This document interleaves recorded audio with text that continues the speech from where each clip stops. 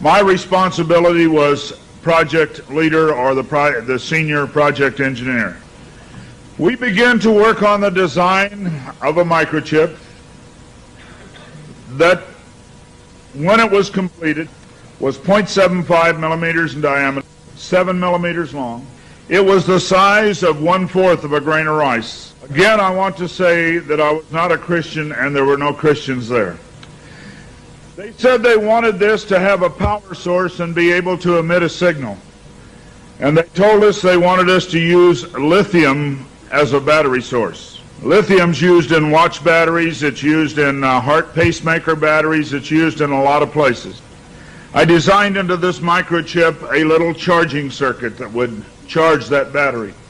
This sounds like a lot of technical things coming together, but if you'll bear with me 1 minute, you'll see what God has laid out about this microchip. When we discovered that we needed to be able to charge that battery, I needed a temperature change, a change in temperature to cause current to flow through that little charging circuit that would charge the battery. So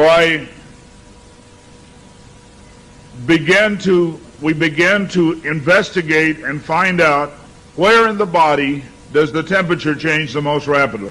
We spent over $1 million in taxpayer money, and when the results came back, there was a lot of information. We divided it up amongst 3 teams and then came back together with that information. It was determined that there were 2 places in the body that were ideal for the microchip. One was just below the hairline on the forehead. Every mother checks their child's temperature right here. So we could have paid the mothers $1 million and saved. I never saw a mother check their child's temperature on their ankle. Always right here. The other place was the hand, the right hand preferred, because most people are right-handed. This didn't bother me, and it didn't bother anybody else on the team. The hand seemed a good place. Nobody wanted it here. And so the design work, everything was completed. The microchip was done. You're seeing it now on some of the Discovery Channel presentations. There are people who have received it already. It is real. It's not something that's coming way down the road. They gave me a Bible. They told me not to read the book of Revelation. They said the book of Revelation is too hard to understand. So I waited, and I didn't read the book of Revelation for quite some time. Then one day I came to Revelation 13, verse 16. And he caused us all, both small and great, rich and poor, free and bond, to receive a mark in their right hand or in their forehead. I didn't like what I saw. I went back and looked up the word mark. I went to the Strong's Concordance, and I found that John had used 3 words for the word mark. Charagma, charicature, and charax. That was from the Greek. I looked at those words. They talked about a scratch or an etching. They talked about a lot of things. And I said, God, this isn't it. We didn't do it. He said, go to the word for 666. The word is chixastigma. In the Greek, it says to go to 4742 as a cross. The last half of the word chixastigma. And when I looked at what it says stizo, i.e. to stick, to prick, a mark incised or punched into for recognition of ownership. I thought about the little injection tool. The end of it is called an incisor. I began to weep and I began to cry, and I said, oh God, what have we done? I couldn't believe that this lined up with what we had developed. And I began to run from God. I didn't run away from the church, I ran into the church. I tried to do as many things as I could to atone for this. But I want to tell you something, as God is my witness here tonight, this got in the way. Money got in the way. I had beautiful homes overlooking the lake. I had all the things that I wanted. And I ran because of the money.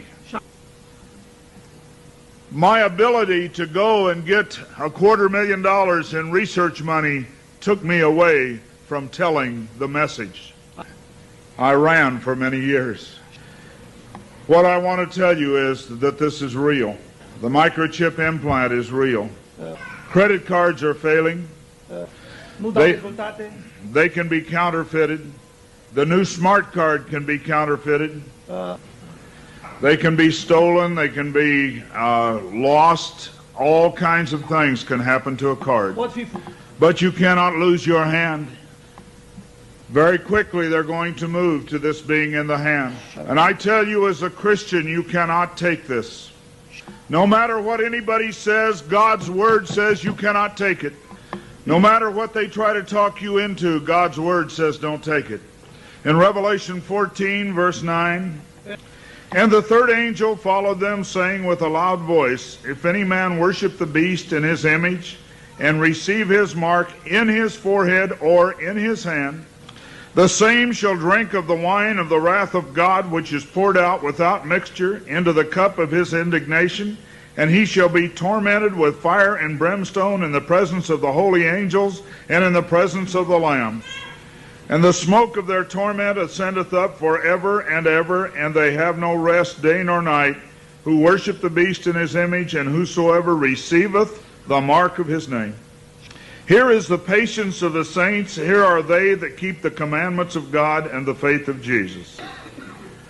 It's very simple. God's Word says do not take it. Today there have been over 15,000 babies that have been given the positive identification, the microchip.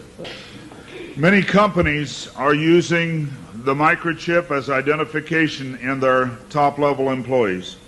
The Immigration Naturalization Service has a better passport, the human hand. So many of these things are all around us. We talk about the signs of the New World Order. God has spelled out in His Word just exactly what's going on today in the New World Order. Satan desires to have a one-world government. From the time he fell, he said, I want a one-world government. He wants to replace God. And so we see a government put together by men, a one-world government. The signs of the times are all around us.